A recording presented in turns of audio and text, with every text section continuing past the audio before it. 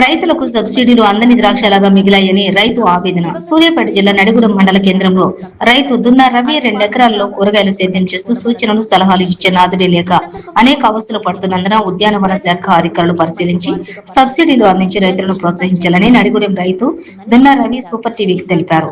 ఉద్యానవన పంటలు వేసే రైతులను ఆదుకునేందుకు ప్రభుత్వం తగిన సిబ్బందిని నియమించి రైతులకు సలహాలు సూచనలు ఇవ్వాలని రవి పలువురు రైతు సంఘం నాయకులు కోరారు.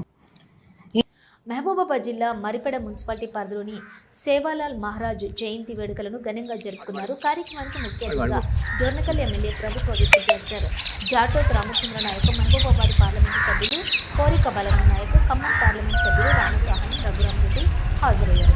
బంజారా సంస్కృతి సాంప్రదాయాలను భాషను కాపాడుతున్నామని ఈ సందర్భంగా తెలియజేశారు. ఈ కార్యక్రమంలో వివిధ గిరిజన సంఘాల నాయకులు, ప్రజాప్రతినిధులు తదితరులు పాల్గొన్నారు. సంగారెడ్డి జిల్లా తెల్లాపూర్ మున్సిపల్ పరిధిలోని కొల్లూరు జంక్షన్ వెలుమల నుండి వెలుమల తాండా పాటి గ్రామ పరిధిలో 4,58,00,000 రూపాయల అంచనా వ్యయంతో చేపట్టిన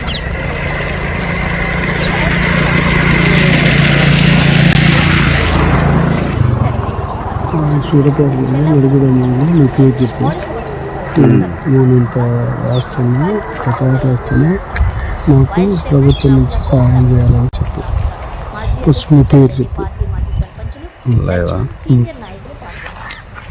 నా పేరు దున్నా రవి, మా నడిగూడెం మండలం నడిగూడెం గ్రామం.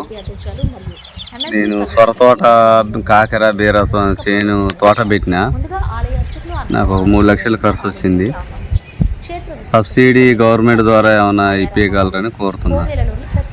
ఉద్యానవన శాఖ.